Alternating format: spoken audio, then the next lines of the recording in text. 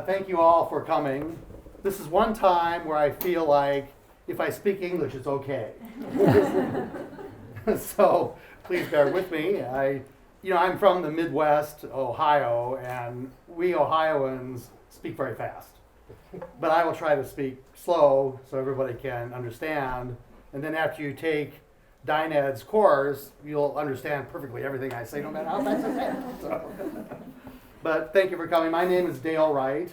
I'm the commercial counselor at the U.S. Embassy, what we call the U.S. Commercial Service.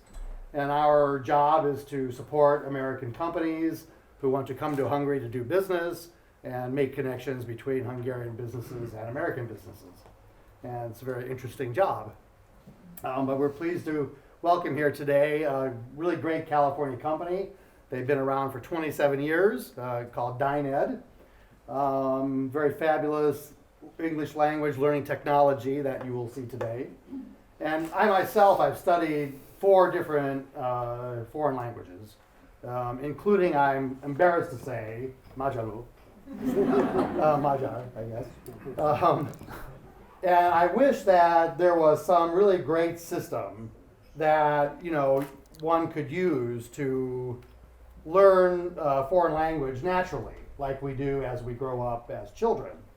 My main language is Japanese, and one reason I became so good at it is because I lived with Japanese families for 2 years when I was 20 years old, and so I was able to learn it very naturally. Unfortunately, I never had that experience again in my life, so the other languages, Chinese, Spanish, and Hungarian, been kind of a struggle for me, but I persevered and attained a certain level. But, like the system like DynEd, I think, if it could be for other languages too, would be great, but it's excellent that, we have it for English. I mean, I hate to say, because it sounds kind of pompous, but English is the lingua franca of the world, and, you have to know it to do business. After living in Japan, China, Mexico, I'm really pleased in Hungary to see the level of English language ability is so great. But yet and still, of course, there's a need for this kind of language learning system.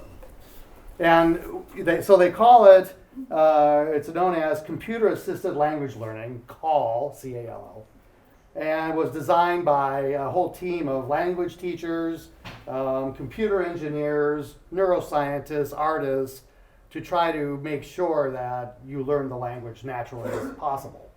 And it focuses on building listening skills so that a student can develop a high level of what you call automaticity without having to think about it, and fluency, of course.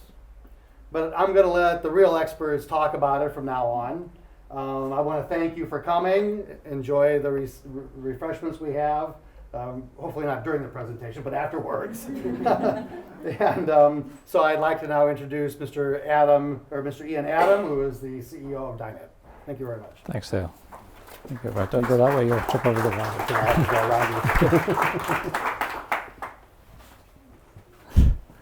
So while I get my presentation set up, we have a bit of a light musical interlude for you, just to get things going, get the mood going.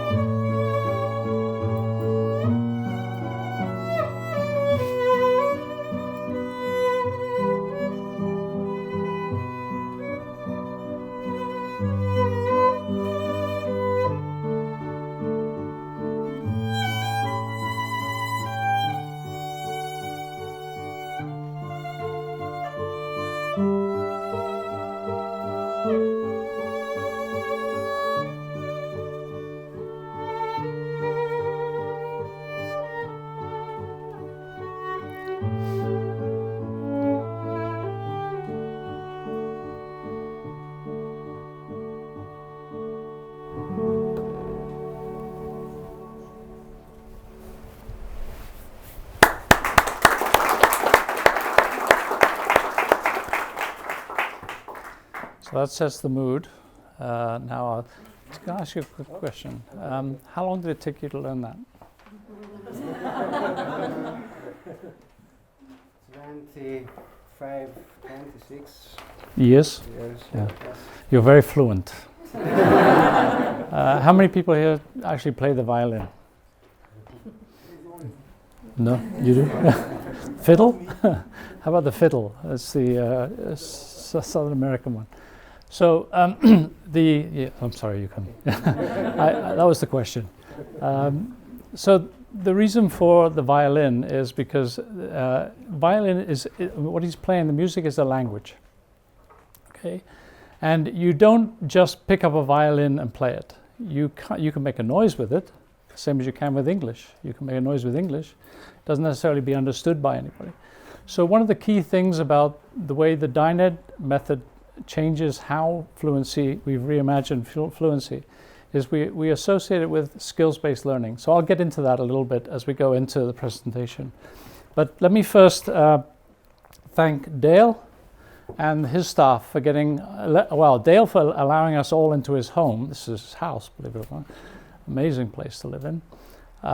So I'd like to thank Dale and his staff for getting stuff organized for us today so brilliantly. Well done, and thank you for all the help. So I'd also like to introduce some of our people here. Antal, would you like to stand up? This is Antal. His title I can't pronounce, but he's the principal of CTI Education. So if you have any questions, specifically about Hungarian, if you have questions, and also we have Zoltán is here, education manager. That one I can read. It's in English, just in case you didn't know what language that was.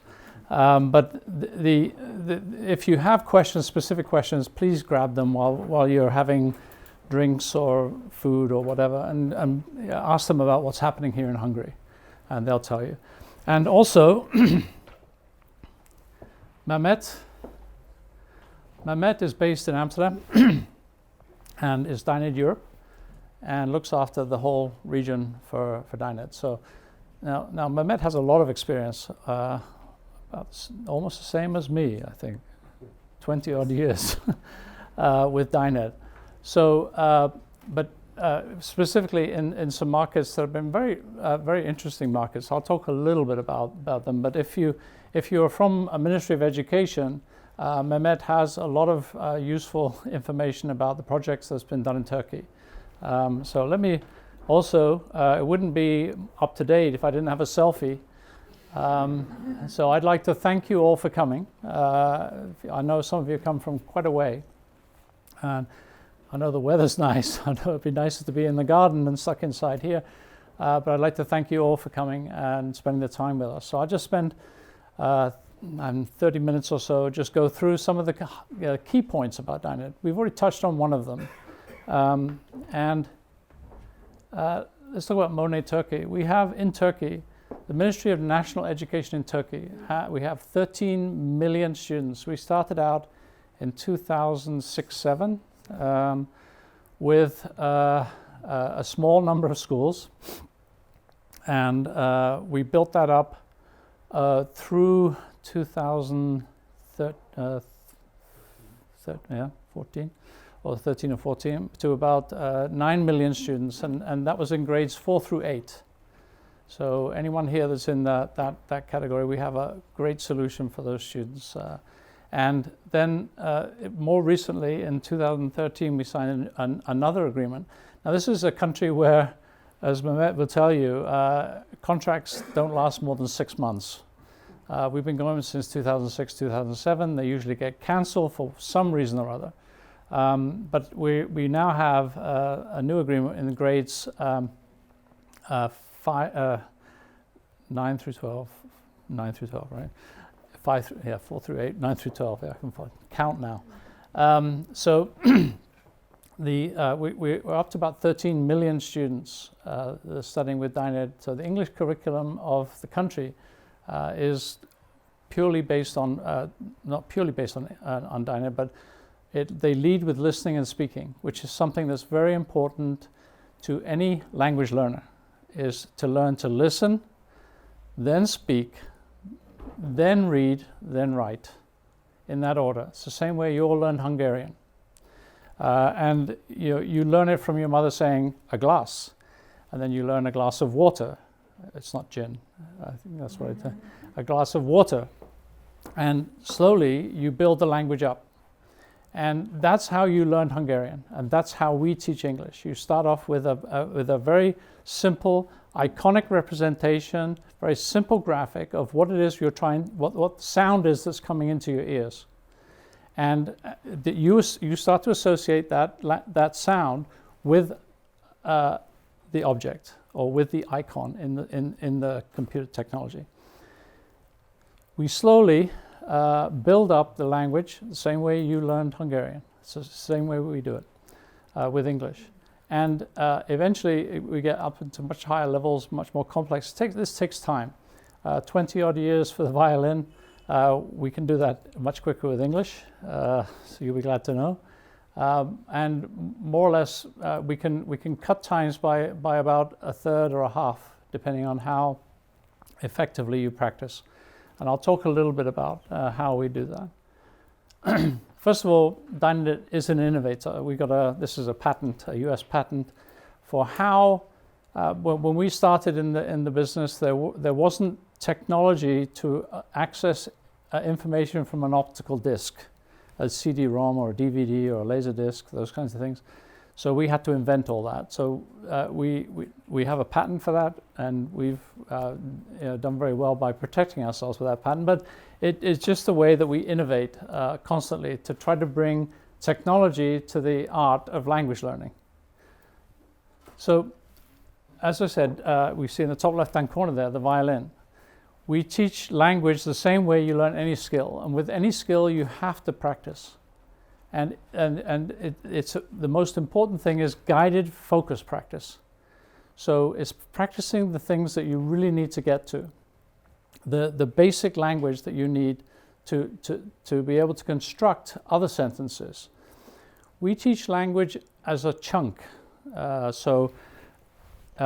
glass of water could be a chunk at a higher level. A glass of water. That could be then, that chunk is stored in your brain as a chunk. You don't hear a glass of water. You never heard that in Hungarian. You figured out all the bits of the language that go around that, but you learned the chunk, and that's stored in your brain. That allows you to recall that chunk much faster, much more quickly. And so what happens is, this could be a glass of gin. So when I learn the word for gin, I can put it back into that chunk and use that chunk again. So chunking of the language and how you break up the language into chunks is what DynEd specializes in. It's how do you make it memorable? How do you bring that into the brain in a way that the brain learns, and then repeat it often enough that it becomes what we call sticky. It becomes fixed in your brain. With all the neural connections start to get more solid. So and once you've got it, you've mastered that chunk, or you've mastered those chunks of language, so that you eventually can put different chunks together now. It's not just, you're not learning rote, you're not learning sentence after sentence after sentence. In Asia, they're brilliant at passing TOEFL test. They go to school and they learn every single sentence that could possibly be heard on that test. And they can memorize it and they can repeat it. And then what happens is they fly over to the United States, they got into the US on a high TOEFL score speaking English, they sit in a class and they can't understand a word that's being said to them. And this is very frustrating for universities in the US, but this is actually what happens. So you can memorize, in Asia they're very good at memorizing the content. But if you want to actually, if you go off script, in an emergency situation, for instance, an airline pilot, if you're in an emergency situation, it won't be on script. It will be, some seagulls flew into my engine and they flared out. Well, you never practice that. That's something that you've got to suddenly react to. You've got to do something about it. And so getting the language to the level of automaticity is very important. And building those chunks and learning how to build those chunks yourself is what happens naturally for you. It's what you did with Hungarian. It's the same thing with the way we teach it. The other thing is, the DynEd system, I'm going to go through this very quickly. I mean, there's the people here that can come and visit you afterwards and tell you more deeply what the things are that have gone on here. I'm going to cough again. The system itself monitors each individual learner. And we have something called a weighted study score, which takes about 100 different inputs from the student's study session and calculates a single score that says whether the student is, you'll see, I don't know if you can't see it that well, but it's red down from 0 to -12, it's yellow from 0 to 4, and it's green to 12. And if what the student has to do is get that dial to go into the green area. And the system tells the student, teaches the student how to learn, how to get that score higher. And that's how DynEd keeps the student studying on task and studying effectively. That's focused practice. That will be in the system, listening to audio, looking at the visuals, recording their voice in the system. Also, there's speech recognition in the system that allows the computer to judge how well you've done on that speech. All of that stuff is all built together to come up with a weighted study score. And if you're studying multiple courses, it will be a number that an average of all those courses put together. And so at any instant, a student or a coach, a student or a teacher, can look at the score and know whether the student is studying effectively. If the score is, as mine is here, -6, we know that this student needs to be coached. Just a simple number, very simple dial. And it tells, then what can happen is the coach or the teacher can go into the system and see what they're struggling with.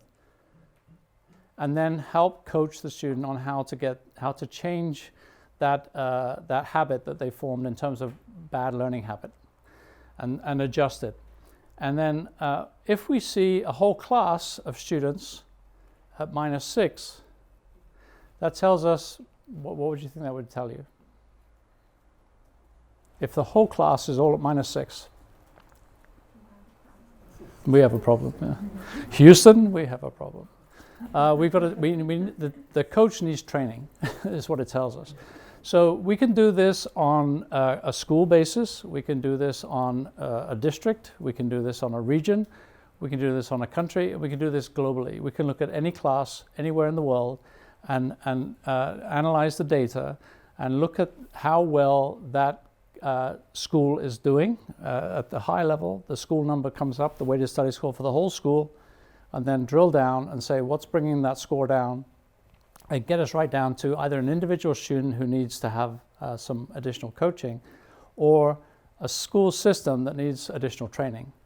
So it allows us to constantly keep the quality of the product functioning at the level that it should be functioning at, so the student learns as quickly as possible.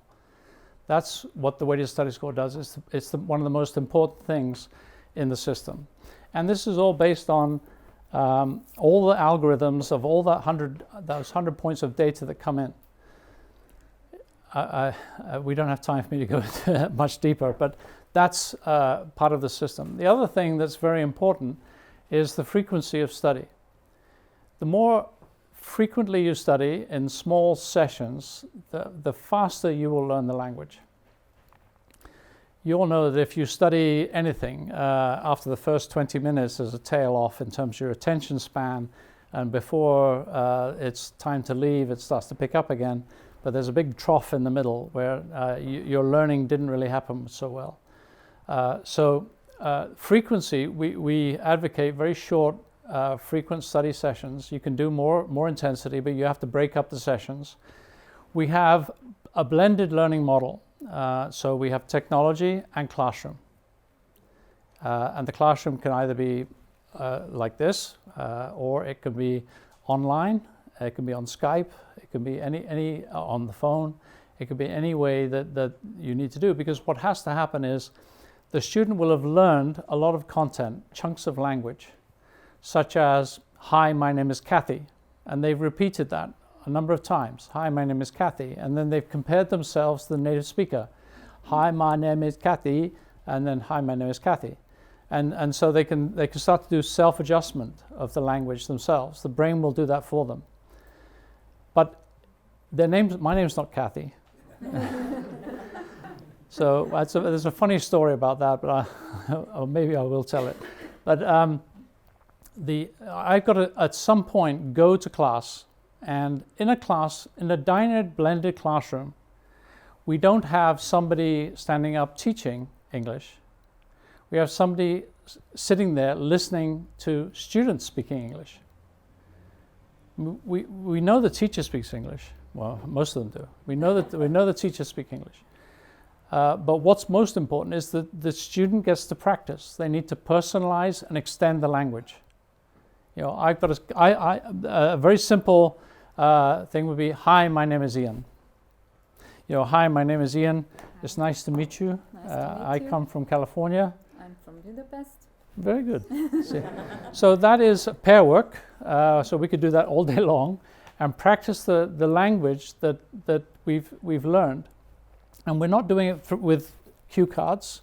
We're not doing it, but we're doing it because we were able to repeat it in the technology in a very safe way. It's not an easy thing for some people, particularly, to be able to speak in English to somebody else. That's not always that easy, especially early on when you're learning the language. So the computer actually allows students from young to old. I'm old. We've got lots of young people here. But what it does, it allows you to put you in a very safe environment where the computer's not judgmental. It's not looking at you and going, "What the hell are you talking about?" So you get this guided focused practice in the technology that's in a very safe environment, and then you go into class, and then you have to become unsafe. Now you've got the training wheels are coming off, but you have to do that. You have to go to personalize the language. "Hi, my name is Ian.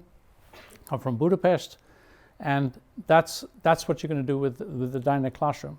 And what's going to happen is the teacher will listen, and because they know the language really well and the grammar and everything else, they'll say, "Okay, this student is having an issue with past tense." Right?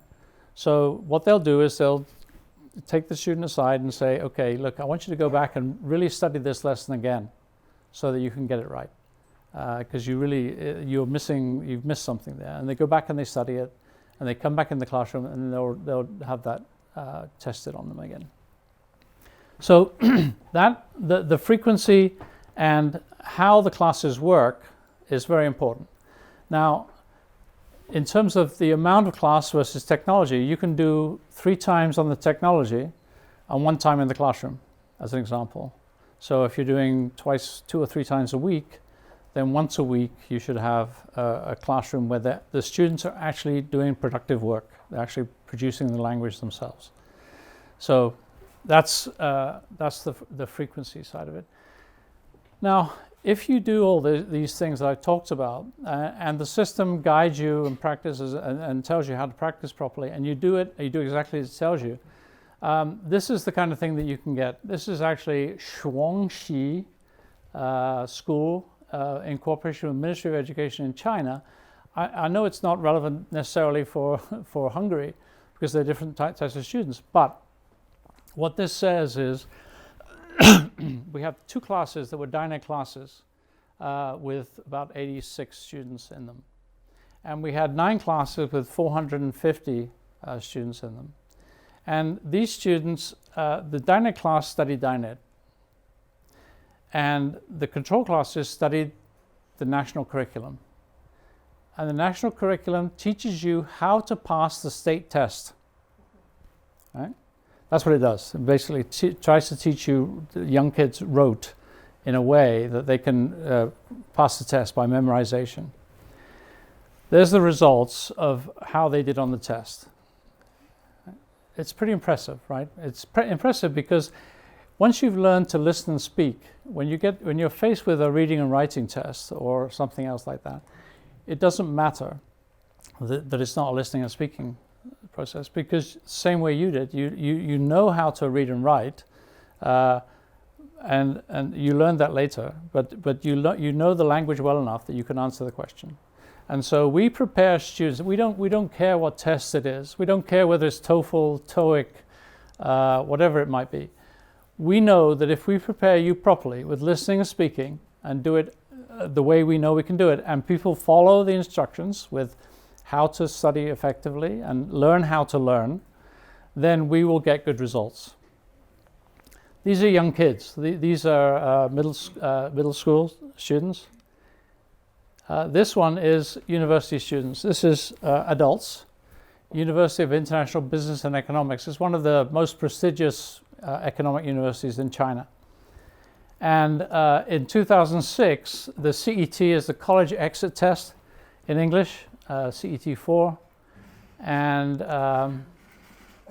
these are the results. UIBE is at the bottom. Project 211 universities are the top 100 universities in China. And the Beijing universities are generally the best universities. I mean, you've got I can't remember the names of them now, but Peking University and Tsinghua University, they're all based in this area. Very large sample of students, 170,000 from the top 100 students, universities, 58,000 from the Beijing universities. Now, UIB is actually a Beijing university, so they would have been included in those two top ones above. So they would have pulled the score up anyway. But we had 1,240 students, and this is how they did. We're teaching listening and speaking, and yet they outperformed not only listening, but they outperformed reading and writing as well, because they know how to listen and speak. They know better than the other students in the other universities anyway. So this is another example of where if you do it properly, and the UIBE actually, DynEd is a required course. You can't get your degree unless you pass DynEd at this university. So, and that's true also for Guanghua University, which is the MBA school for Peking University. You can't get your MBA unless you pass DynEd. So that's how much they believe in the system. This is one last one for universities. This is the TOEIC test. Now, this is not reading and writing. This is a speaking test. This is a test of English for international communications. It's a business test to see how well somebody's doing with their spoken English. And the top school in the whole country was UIBE. The other interesting one is Shanghai Institute of Foreign Trade. You notice they're all foreign studies, foreign trade, international business. These are the people that have to learn English. Right? They have to. If they're going to compete in this global economy, the Chinese have to learn English. They know that, and so that's what they do. They study very hard and they do a very good job. But number 4, Shanghai Institute of Foreign Trade. What's interesting about that is the top one has been our customer for 8-9 years. Right? This was done in 2012. Shanghai Institute of Foreign Trade had never made the top 30 on the list of universities. And in 2 years, we got them to number 4. So that's, if you do it properly, if you do listening, speaking, then reading, writing, not only will you improve your speaking scores, you'll also improve your reading and writing scores. So we've now moved into issuing certification, CEFR, the Common European Framework Reference for Languages. So the nice thing about CEFR, it's standard, all languages, that you can measure where you are on a particular thing. So we've adopted the CEFR, and we're issuing A1, A2, B1, B2, C1, C2. So DynEd will take you, an adult, up from a 0, basically, all the way up to a C2 level, which is high university standard level. And the thing about the system, because we know technology fairly well, you'll see this number down here in blue at the bottom. that's a UDID. A UDID is a unique identifier. And so anybody, any employer anywhere in the world can go onto that website, dyned.com/certverify, type in that number, and it will tell them whether Federica Bianchi is the right person that holds that certificate. So it's not photocopied. It's not done on a desktop publishing system. They'll know exactly whether that person coming in is somebody who actually passed that test. Now, the other thing about DynEd's testing system is it's not based upon a test. It's not based on TOEIC test, a 1 hour test. It's not based on that. It's based on all your work and passing every single mastery test as you go along the way and taking a proficiency test at the end.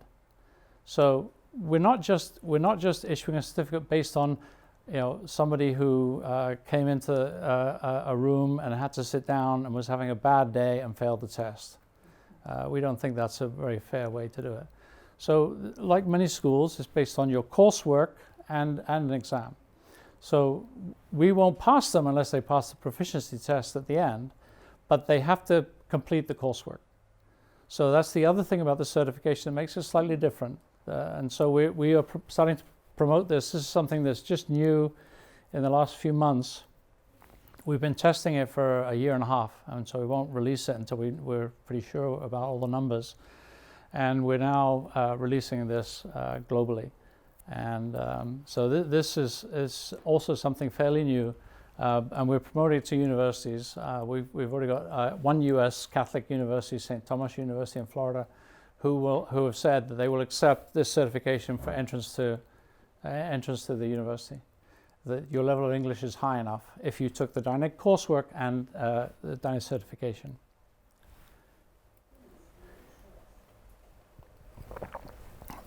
So the other thing about the people who are learning languages in the future is mobile. It has to be mobile. So since 2010, DynEd has been working on shifting things over to make sure that we could see how quickly things were coming down the pipe. When the iPad came out in 2009, we could see that this was going to change things and how people work. It's very interesting. This is why. When I flew in here on Tuesday, I got off in Frankfurt. Had to change planes in Frankfurt. I went into the business lounge, and I went in there. I was sitting there, and I was just working on my computer. I shut my computer, and I looked around, and everybody had either their mobile phone or a tablet, and they were all like this. One guy had a newspaper. Everyone else had they were reading their news, they were looking at their stocks, I guess. I don't know what they were doing, but they all had their mobile device out. We know that the younger people today, not this group, I don't know what's going to happen with them, but this group here, they don't want to put the phone down. In fact, in China, the government are trying to stop people from using the mobile phone so much, but they can't stop them. I mean, even the Chinese government can't do that.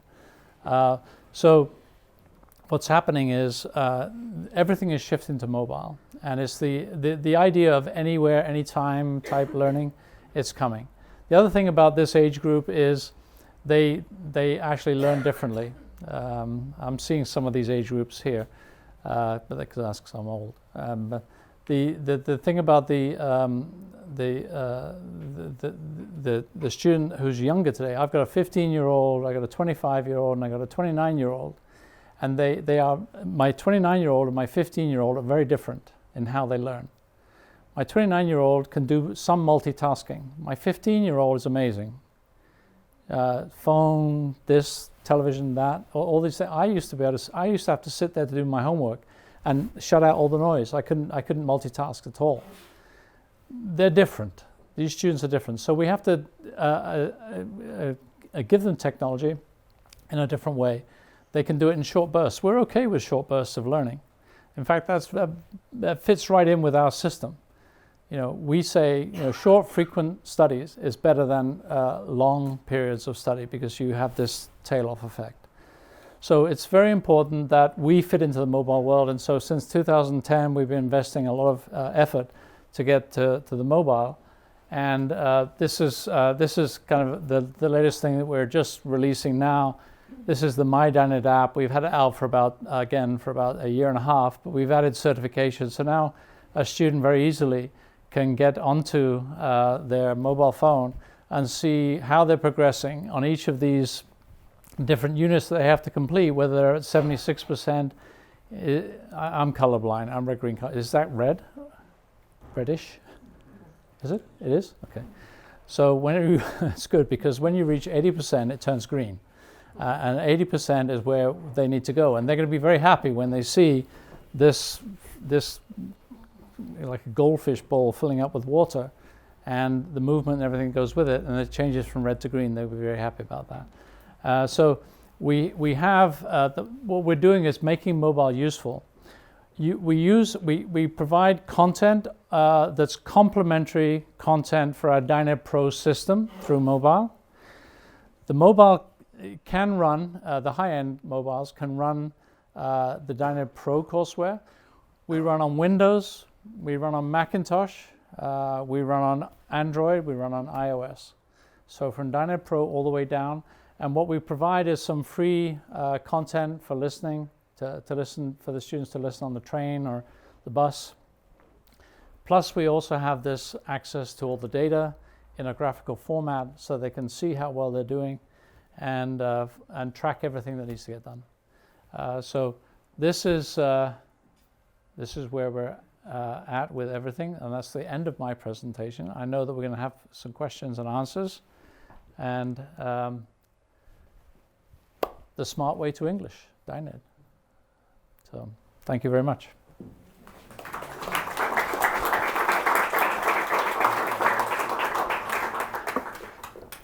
In your handouts, there's prepared materials for you in Hungarian and from CTI. And so you can look at the schools, professional and university. Flyers are in there, so that tells you what the courses are. I would highly encourage you to, if you really do need to raise the level of English. I mean, we deal with a lot of airline pilots who have to land an airplane. When they're landing a 747, they don't want to get something wrong. So we know we do the job well.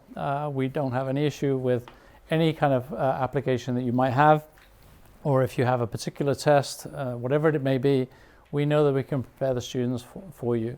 So by all means, contact Antal and Zoltan, and we can follow up with you. But I'm quite happy to answer any questions for you too, if you've got any right now. Otherwise, there's the bar and no, just kidding. Yeah.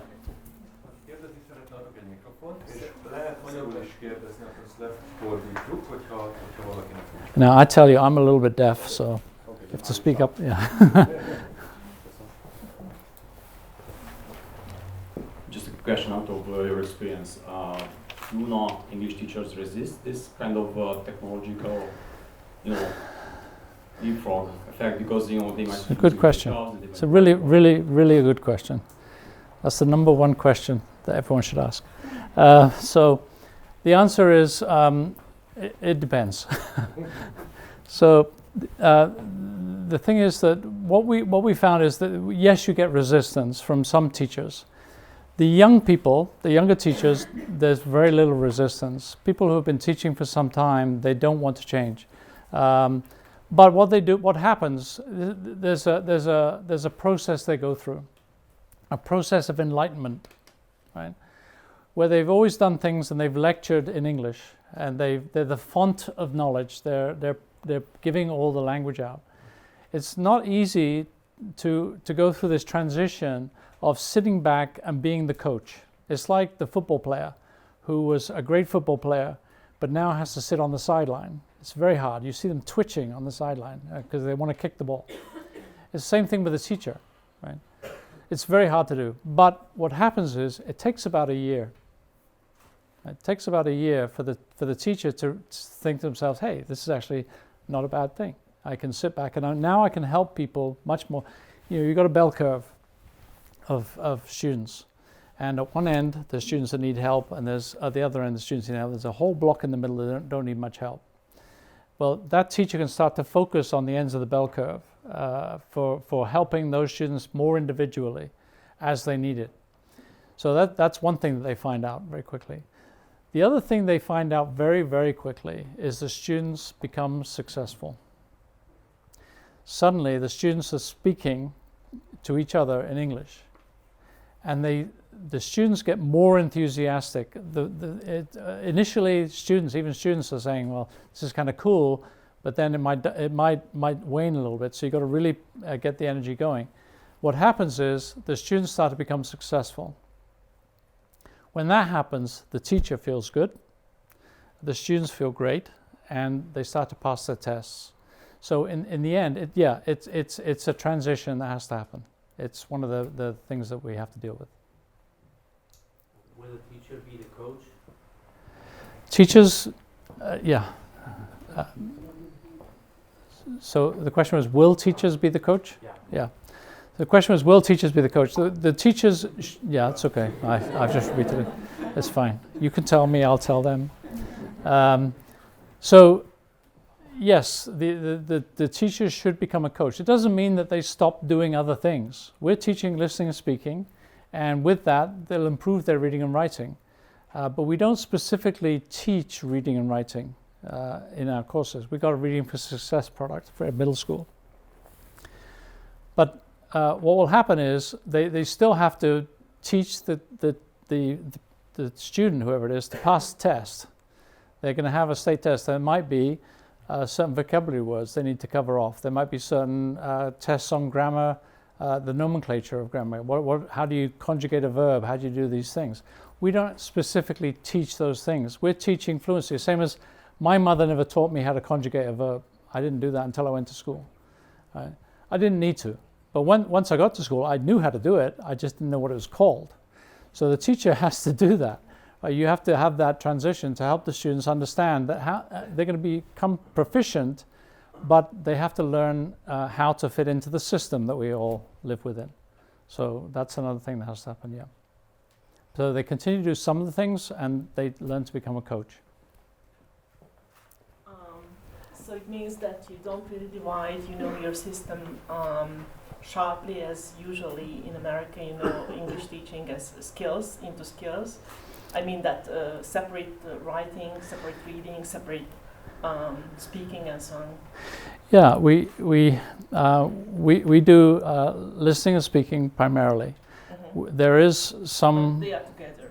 But listening, you're listening, you're looking, and you're repeating. So you're listening to the audio. You're looking at the graphic. You're trying to understand it. What you do is you repeat over and over again. You repeat that sentence. And you compare yourself to the native speaker, so you're self-correcting, right? Once you've got that language, once your brain starts to learn that language, then the reading and writing portion becomes easier. We have a product called Reading for Success. It's in the schools product. So for those kids that need help with reading, then we have that course for them. We don't have anything similar for adults because adults generally read English. In fact, most business people who need to learn English to listen and speak can already read and write English in most cases. Not always, but it's easier to read and write than it is to listen and speak. So for adults, it's a little bit different. For kids, we have a Reading for Success product. We don't have a writing product. So the assignment should be set for children to do the writing. While there are technologies to allow you to grade a typed essay or a typed paragraph, they're not great. They're not great at doing that. A human being is still the best person to judge whether something's accurately done or the right format. And I have one more question. What about leveling? About what? Leveling. I mean, how many levels do you have? Yeah. So according to the European system, or? Yeah, we have a DynEd leveling system, but they all correlate. They're all the same. We use, actually it's the Foreign Service Institute scale, the US government scale inside the system, but they all correlate. So A1 will correlate to our system at a certain level, and B1, B2, and so on. So the way we level them is with the placement test. So a student will, first thing they do is they take a placement test, and from that placement test we can tell where they are, whether they're a kid or an adult. We got a kids test, we got an adult test, and we can tell where they are. And for older kids, later teens, and for business people, we actually have a speaking test also. So that's one where the computer will actually, you speak to the computer and it gives you a score back. So for adults particularly, we have a speaking test and a placement test, and the combination of those two things will give us where to start them in the course. They don't all start, kids don't start lockstep, they don't all start at the same place. They generally will go ahead. The ones that can go faster, go faster. You can mix kids with different levels, because what happens is you've got the kids in the middle are reviewing the easier stuff, and they're previewing the harder stuff. So there is a way that you can mix within reason certain levels. It don't all have to be at the same level in the same class. So. Do you have plans to expand to other languages? No. English is hard enough. I want to sleep at night, and no, English. I mean, English is really the one that most people, not most people speak, but most people would like to speak. It is the one where Japanese. I was talking to some people earlier, where Japanese joint venture, where the people come over. Well, you're probably going to speak English to a Japanese business person. In this global economy, English has become the lingua franca, as Dale said, and it's not Esperanto. What was that? Right? Remember that? So it's a living language that is doing very well. Most people. So we've been asked about Hungarian and other languages, but we did, to be honest, we did Spanish and Japanese early on, but English became so hard, so much. It was so overwhelming how much stuff we had to do. From different age levels to different CEFR levels. To make the content all work together, that takes years to develop all that stuff. And so the simple answer was no, but that's all the background behind it.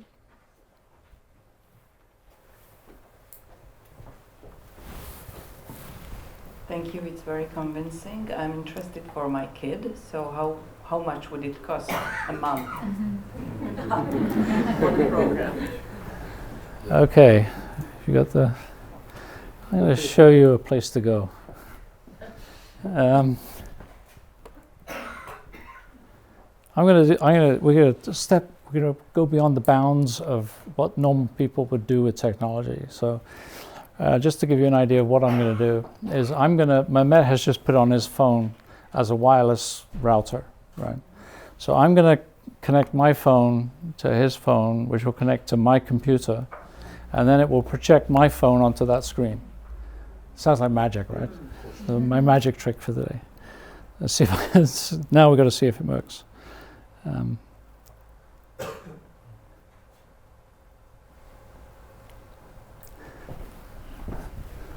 First, I have to tell my computer to expect it.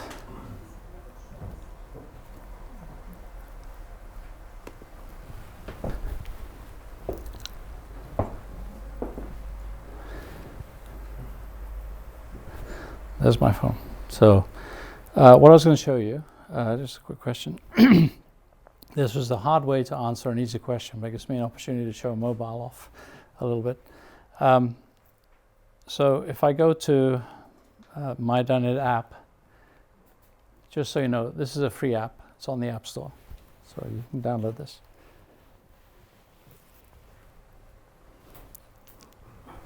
We're going out on the internet. So this is the My DynEd app. This is the how to use mobile to support your students. So as I showed you earlier, certification, this is the certification tile I was talking about. So students can track how well they're doing against the CEFR. So this is the different levels. This student particularly has got 10% of 8. This is not real data. This student wouldn't be studying A1, A2, B1, B2, C1, C2 all at once. So here's one that's finished. They took this mastery test and got a 96 on the mastery test, which means they can now what would happen to them is the system would automatically unlock the next level for them, so they can just go on. They don't need someone to come and say, "Oh, well done, you can move on." It just does that for them. We have modules that work, and they will be studying different things on each of those things. It'll tell them exactly where they're at. So this is how we present the data to the students now. It's much simpler. And then I'm going to come back to your question, but I'm going to show you the record keeping. These are also some apps that you can find on the App Store. Very simple apps. They're nothing like DynEd Pro. They're very simple. These are the additional listening exercises that they can do. But they can go into their DynEd Pro system records as well. And here is my horrible, you can see I took a screenshot this morning, minus 5.3, 1 day per week, number of hours per week. They can also go look at their history and see where they were in any particular moment. Anyway, that was a cheat, so I could just show you this stuff. Thank you for asking that question. But to answer your question, if you go to find a school, that's where we are. This is CTI. And if you go to this place here, this will tell you everything you need to know about the pricing. Okay. Or you can talk to Zoltan, right there. That was the easy answer. But that's just give me an opportunity to show you something else. So there was another question. It was answered actually. I'm sorry? It was answered. So Oh, okay. Okay. Any other questions? Just one, I don't think I need the mic. You How do you do. measure the return on investment on this? Do you have any ways of measuring that? You do. I don't. You have the data. I can tell you how much it costs you. I mean, if you're a business, yeah. So in a business context, how many customers did you lose because you didn't speak English? I mean, I could never tell you that. You may know that customers get frustrated because the call center didn't do this or didn't do that, because they didn't really understand it properly. So the way there's a number of ways to measure it. One is what does it cost you now is one way to look at it. What does it cost you right now? Your students, I can almost guarantee your students are overstudying and under-delivering. Almost guarantee that. It's global, it's a pandemic. So one way to measure it is to take DynEd and reduce the time that it takes that they're not productive, right? There's the amount of time that they're spending right now learning the language. So what's their hourly rate? So you could calculate that in terms of a very simple calculation. And if we can do it in a half the time or a third less time, that's going to save you quite a bit of money because they become productive sooner. Then you've got the amount of time that they're actually productive, whereas before they weren't because they were still studying. So that amount of time is also something you got to calculate, but that's a hard one to calculate. I don't have a really quick answer for it. It'd be easy to say, yeah, $20, but it's not. It's a lot more than that actually. We have a spreadsheet that shows you. You still have that, Mehmet? No. That shows you there's a calculation, I don't think I have it anymore either, but it's a calculation that showed you if you're spending this much on language learning today and you spend this much on DynEd, and we can do it in half the time, you'll save this much money. That's one way to look at it. It's a very simple way. But it's not enough. Yeah. Sorry? Put this spreadsheet then, somewhere. There's somewhere, I don't know where it is anymore. Well, I know we have it somewhere. But it's not a very difficult calculation. There's the cost, and then there's what does it cost you now, and how much time are they spending. That's a very simple calculation, I think. should be. May I just add one thing to that, please? There's also one additional factor. When you buy something from us, it's only for that specific month. So the students study throughout that month. At the end of the month, you can look at your students and see how well they're doing. If they are going at a high study score, they're learning, and if they're not learning. So you don't have to pay for the whole year or the 6 months ahead of time. You just give them the course, see if they are learning, and pay for those who are learning. And those who are not learning, you kick out. Generally, it's the general manager, so you can't kick them out. Well, don't kick us out, though. So you just pay for the ones who are actually learning, because at any point in time, you can see if they are learning or not. So you don't have to wait until the end to see what the results are.